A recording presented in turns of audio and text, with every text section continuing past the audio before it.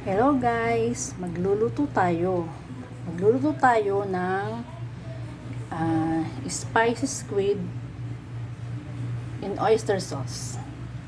Squid strips, white onion,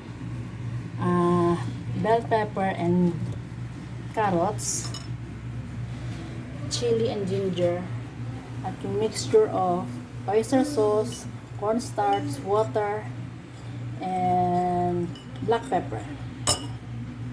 Ito na guys, may mantika na ang ating kawali at may black pepper na rin.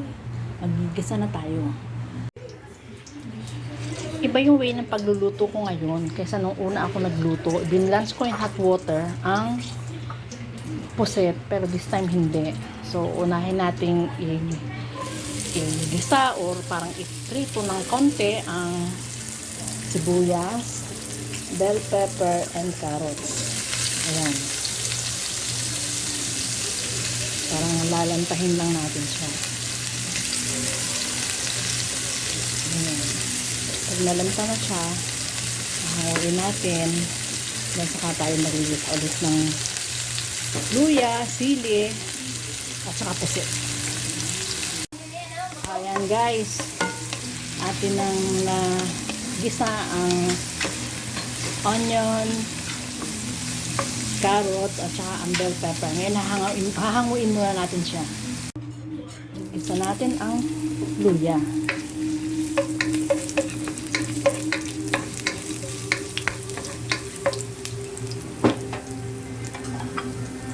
Susunod natin ang sili.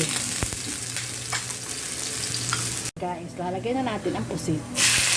Yung una, binlance ko siya in hot water, but this time hindi. Diretso siyang ginisa. So, tingnan natin kung alin na mas maganda sa dalawa. Diretso yung gisa, o yung i-blanch muna in hot water.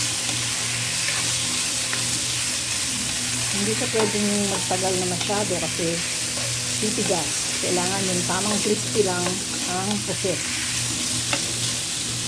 Nagisa na natin ang pusit. Lalagay na natin ang gulay niya. Ayan guys, luto na. O, diba? Ang bango. At ang ganda na itsura. Bye bye. See you next time guys. Thank you for watching. Bye.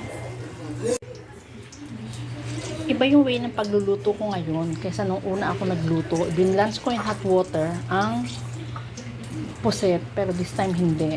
So unahin nating igisa or parang iprito ng konti ang sibuyas, bell pepper and carrots.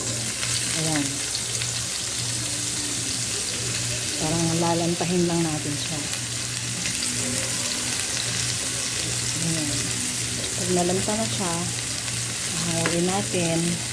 Then saka tayo magigis ulit ng luya, sili, at saka pusit.